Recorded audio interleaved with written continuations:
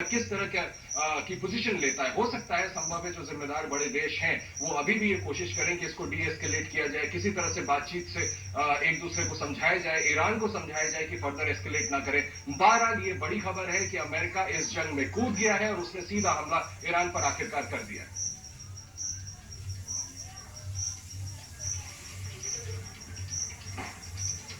तो देखिए, इस वक्त की बड़ी खबर हम आपको लगातार बता रहे हैं कि इजराइल ईरान जंग में बीच में अमेरिका कूद गया है। और जैसा कि आशीष भी लगातार हमें बता रहे थे कि कैसे अब ये जो जंग है वो या तो एक भीषण रूप ले सकती है, या फिर अगर जो अमेरिका कह रहा है ईरान से लगातार कि अब शांति का समय है और इस युद्ध को समाप्त कर देना चाहिए, क्या इस ओर अग्रसर ईरान होता है? इस पर सभी की निगाहें हैं कि ईरान का अगला कदम क्या होता है। सुरेश गोयल जी हमारे साथ लगातार जुड़े हुए हैं, पूर्व राजनयिक है। सुरेश गोयल जी, मेरा सवाल अब आपसे ये है कि ईरान किस प्रकार के कदम आगे उठाता है, इस पर सभी की निगाहें इसलिए भी हैं क्योंकि लगातार अमेरिका और ईरान के बीच में हमने पिछली बार देखा कि न्यूक्लियर समझौते को लेकर कई बार ऐसी बातें सामने आई कि कुछ तनाव हो रहा है। अमेरिका लगातार समझा रहा है ईरान को, लेकर ईरान नहीं समझ रहा था और कह रहा था कि हमें अपनी सुरक्षा का पूरा अधिकार है, हम अपनी सुरक्षा के लिए प्रतिबद्ध हैं।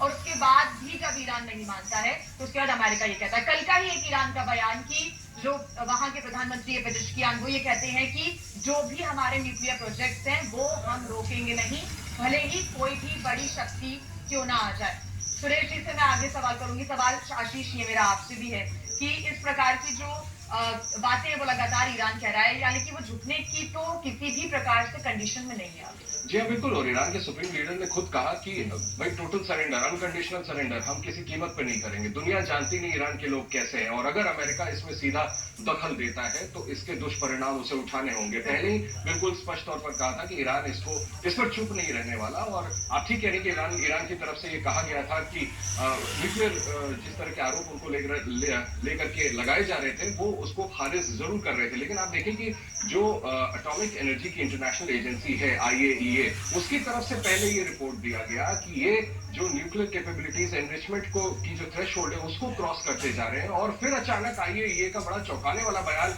एक रोज पहले आया था, करीबन 24 घंटे पहले ये आया था कि नहीं ऐसा नहीं है। उनको अब ये पता चल रहा है कि वहां पर अभी तक बॉम्ब्स बने नहीं है या उसकी एनरिचमेंट उस लेवल तक नहीं गई है। तो वेरिड इस तरह के कमेंट्स लगातार आ रहे थे। इस बीच मुझे लगता है कि शक का दायरा बढ़ा और जिस तरह से वहां के जिनको प्रॉक्सीज के तौर पे हम कह सकते हैं ईरान और फिलिस्तीन की तरफ से इस्तेमाल किया जा रहा था, चाहे वो हमास हो, हूती हो, हिजबुल्ला हो, इनको लेकर के भी पहले से इजराइल बहुत एक्टिव था। इन पर जिस तरह से अक्टूबर 7 2023 में हमने देखा था कि हमास की तरफ से इजराइल पे हमला किया गया था, जिस समय हम कह सकते हैं उस समय से ये कॉन्फ्लिक्ट